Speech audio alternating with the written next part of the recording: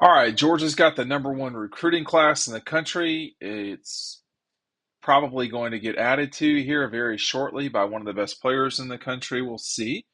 Um, why are the Dogs so successful all of the time in recruiting? Why is Kirby's group uh, able to, more often than not, be a top two or three recruiting group in the country? We're going to talk about that a little bit more here. Make sure that you're signing up for our newsletter. That link is right down below. Make sure that you're signing up for our newsletter because we don't necessarily do breaking news by video, and you're missing out on a lot of the awesome content that we've got over on the site. I'm trying to get this chair over a little bit. I think the biggest thing is that Georgia under Kirby Smart is very direct with its player with the people that it's recruiting. They identify the top players at each position and they attack those positions. In 2016, the 2016 class, which was Jacob Eason and Isaac Nada and that group, Georgia established what it was going to do from that point forward. And what they did was that was their worst class, was the first class that they had. At no point after that did they have an exception. Did they have a class that wasn't, extremely high? And the 17 class, which was Jake Fromm and company, um, started filling in spots. There were no huge holes. And as soon as Sam Pittman landed just a rash of top offensive linemen, they had the O line set and they could just take it from there. And, truthfully, it was about getting the right staff in place for recruiting purposes. I mean, I think Rodney Gardner, excuse me, oh man, Rodney Gardner. Um,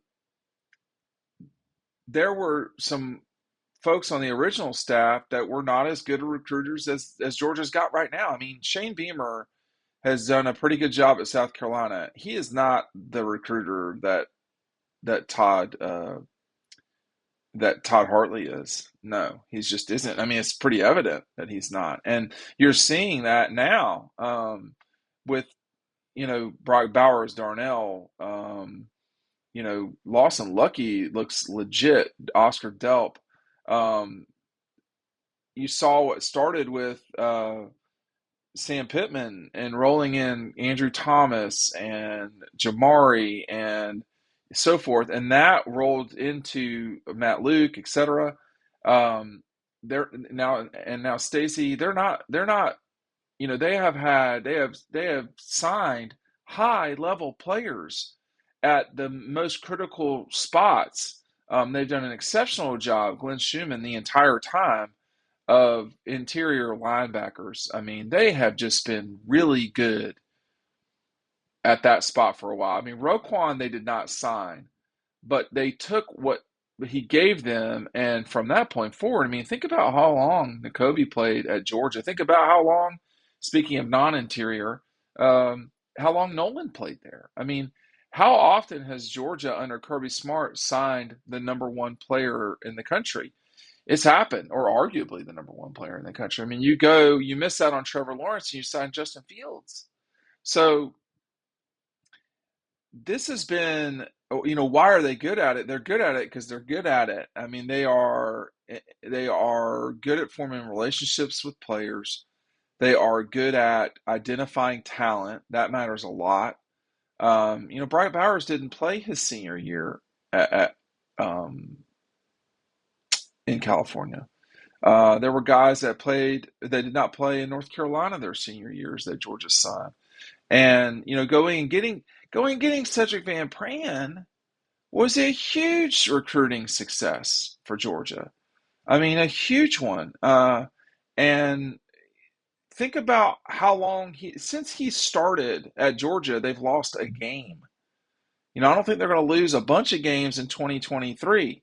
So Cedric was a great example of how, identifying the correct player particularly at a very important position like center.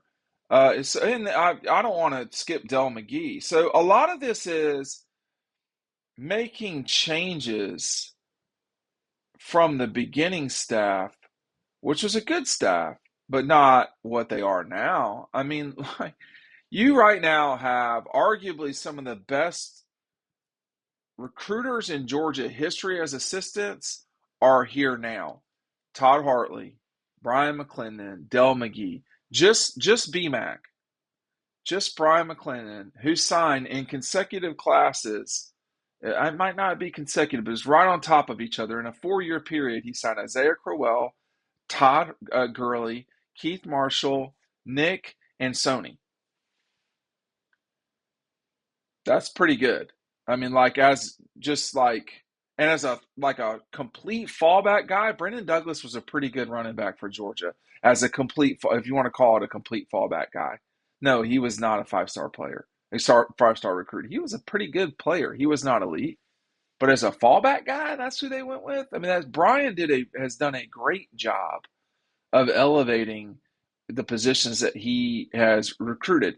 Glenn Schumann has put multiple guys into the NFL. Quay, Jacoby, Roquan. They have done. I loved Monty Rice. I thought Monty Rice was awesome, just like as a recruit, and just like that was a very well identified player.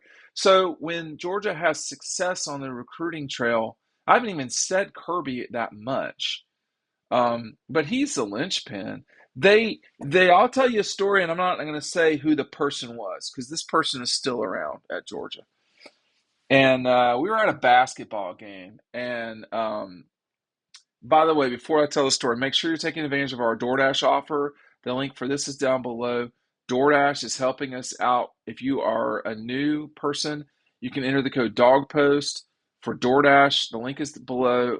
$20 and below, you're getting 50% off. This is a limited offer, and rules apply, but make sure you're taking advantage of that for tonight. If you've never had DoorDash, it's a really fun service. You could take advantage of it. So your first offer, you get half of it off. We're sitting at Stegman at a basketball game, and this was going into 18, I think. It was after Georgia had tremendous success. And it was a person at Georgia, high up, and they were explaining, they were like, at first we really didn't know what the point was with the money and the attention that Kirby was paying to recruiting. These are my words, so I'm not to give away who the person is. They were skeptical. They were like, I don't get this. And then as they saw the recruits come in and the product on the field wind up at the Rose Bowl, they said, oh, no, we get it now. Okay, we get it. They didn't understand it. It had never been done like that at Georgia. And, I thought Mark Richt is one of the one of the elite coaches in college football history, but he's going to be forgotten. And he didn't do it that way. And the resources were not there the way they are now. And Kirby demanded that, but they weren't. You're talking about apples and bananas. And the number one thing that Kirby's always been about, it seems to me, is recruiting. That does not mean that he is bad at other things like coaching and development. But I've said this for coming on decades. You cannot develop what you don't recruit. If it's not in your program, you can't develop it. So the number one thing in college athletics has always been recruiting. Division 1, 2, 3. It's always been recruiting. Period. And that Georgia has been successful and continues to be successful is because of what they've done on the recruiting trail. It's because of what they've done going and getting guys. And that is probably going to continue over time. But why they're so successful is because it means a lot to them.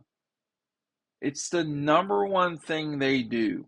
It's the number one thing any college coach does is recruit. And that can be recruiting players, that can be recruiting donors slash contributors. That matters a ton. And personal touch is the number one thing that you got to get right. It probably in any business, but certainly in a business where people are your product. People, Cedric, Carson, uh, Brock, Darnell, whoever, Andrew, Stetson. These are all people. They're not players. Keely Ringo and Stetson Bennett have very different paths to Georgia. Very, very different successes at Georgia. And yet they were both on the cover of magazines and books and all of this.